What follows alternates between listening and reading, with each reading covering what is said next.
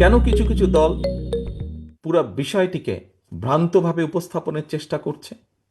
যে ঘটনাটি ঘটে গেছে, পুরনো ঢাকায় যে ঘটনাটি ঘটে গেছে, যে ছেলেটি মারা গেছে বরঞ্চ তার সাথে হয়তো যুবদলের সম্পর্ক আছে, কিন্তু যে খুন করছে বা যে হত্যা করছে তাকে তো অন্য জায়গা থেকে, আমরা যেটা খবর পেয়েছি, অন্য জায়গা থেকে নিয়ে আসা হয়েছে। তাকে তাকে ধরা হচ্ছে না। ধরা হলো, অন্যদেরকে অ্যারেস্ট করা হলো, তাকে ধরা হচ্ছে না। কি তাকে আসামিও পর্যন্ত বোধহয় করা হয়নি এখন পর্যন্ত। কেন হয়নি? কেন ধরা হচ্ছে না? আমাদের পক্ষ থেকে তো একবারও বলা হয়নি যে তমুককে ধরা যাবে না, অমুককে ধরা যাবে, একবারও তো এই কথাটি বলা হয়নি। আমরা বরাবর বলে দিচ্ছি, একটু আগে যেটি আপনাদের সামনে বলেছি, বরাবর আমরা বলেছি অন্যায়কারী আইনের দৃষ্টিতে তার বিচার হবে।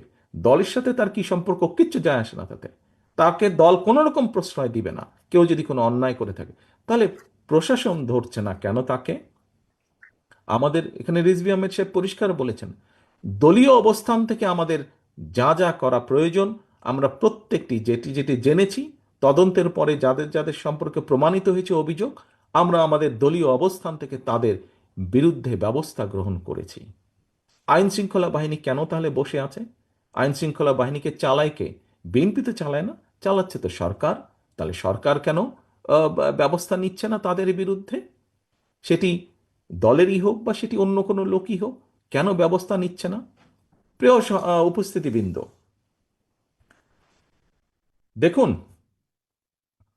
একটু আগে আপনাদের সামনে আমি তুলে ধরেছি বিএনপির প্রত্যেকটি, আমাদের যারা শহীদ হয়েছে সহকর্মীরা, তারা দেশকে যেমন দেখতে চেয়েছে, তার উপরে ভিত্তি করে আমরা প্রত্যেকটি বিষয়ে পরিকল্পনা গ্রহণ করেছি।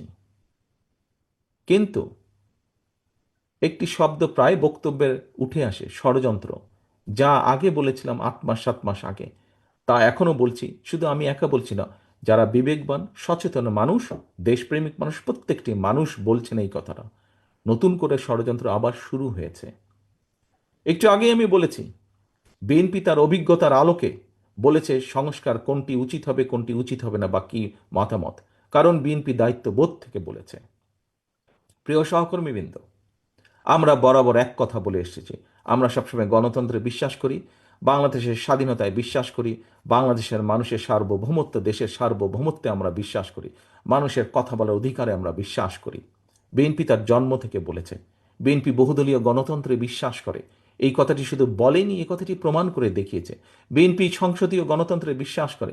বিএনপি শুধু বলেইনি, দেশনেত্রী খালেদা জিয়ার সময় আমরা এটি প্রমাণ করে দিয়েছি প্রেসিডেন্সিয়াল ফর্ম থেকে পার্লামেন্টারিয়ান ফর্মে কনভার্ট করার মাধ্যমে। বিএনপি এই কাজগুলো যেগুলো বিশ্বাস করে, বিএনপি প্রমাণ করেছে বিভিন্ন সময় কাজের মাধ্যমে বিএনপি যা বলে। কিন্তু আমরা কি দেখেছি?